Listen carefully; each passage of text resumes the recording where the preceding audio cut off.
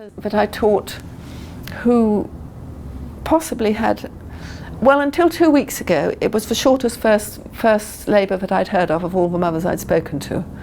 And she had her baby in an hour and a half. A couple of weeks ago, I got a birth report of somebody who had their baby in an hour.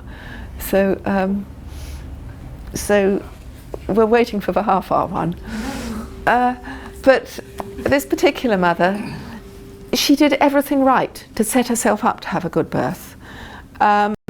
She did loads of practice, and I don't ask you to do hours and hours of practice every day because we're all busy people and you've got your lives to lead. But when it's something as important as having a baby, I think 20 minutes a day is not unreasonable. If it was 2 hours, it just wouldn't get done because life's not like that. So she did all the practice I asked her, and I think she did actually more. She did a great deal of Pilates.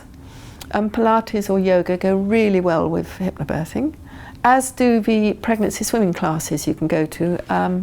Aquanatal, isn't it? All these things are lovely. On their own, they don't make the same difference that hypnobirthing does because they've been around for a long time and people, they're good and they do make a difference. But put them together with hypnobirthing and it's even better. They're lovely, all of them. She would let absolutely no negatives into her life because negatives make a difference. You are entitled now to ban negative birth stories in your presence. She was out for a meal with friends one night and somebody started to tell a negative birth story and she said, please stop because if you don't I'm going to have to leave. So they did, and a little bit later they started up again, so she simply left the table and went into the kitchen and did some washing up until they'd finished. I'll explain later why it's so important. Somebody remarked to her husband after her baby was born how lucky she'd been, and he said no, she wasn't, she practiced, which is a big part of it. Obviously it's not the only aspect, but it is a big part of it. And even when she had her second baby, she rang me up and said, I want to come to another hypnobirthing class. And I said to her, why on earth do you want to do that? You're my star mother. And she said, well, people keep telling me it was a fluke and I'm beginning to believe them. So she came and it was lovely having her in a class, telling people about her experience. And then on the day her baby arrived, she'd been having sort of practice tightenings, as you're probably beginning to have already.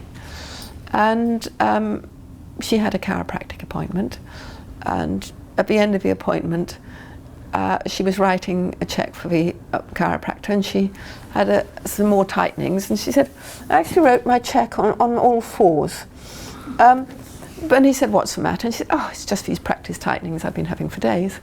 And he said, I really think you should call your husband home from work. So she called her husband home from work, and when she drove home, and I believe at some point in this procedure went to the supermarket to buy some more tea bags for the midwife. And on the way around the supermarket from time to time just sort of leant on the trolley. Got home, and her husband got home from work, and they sat down and watched a funny DVD. A funny DVD is the best tool for early labour. We'll talk about funny DVDs later. Wonderful things for when you're, particularly if it's a first baby and you're not sure what's going to happen. Sitting down and watching a funny DVD is an excellent way of spending your time. And they were sitting there giggling away and sort of saying, well, I wonder when it's really going to happen because I've never done this before, don't quite know what it's going to like, but I suppose things will really start up soon. And then she went to the loo and she described it as almost like her body did a great shake and she began to want to push. And they called the midwife, who was having a sandwich in a car park somewhere near, and said she would come when she'd finished the sandwich. And the father said, perhaps you better come straight away. And the midwife arrived and the baby arrived 10 minutes later. So, but she had set herself up to do everything right. Her brother was a doctor and sort of said things, oh, wouldn't you be safer in hospital? What if? The phrase what if is the lethal one. First time mothers is the phrase what if.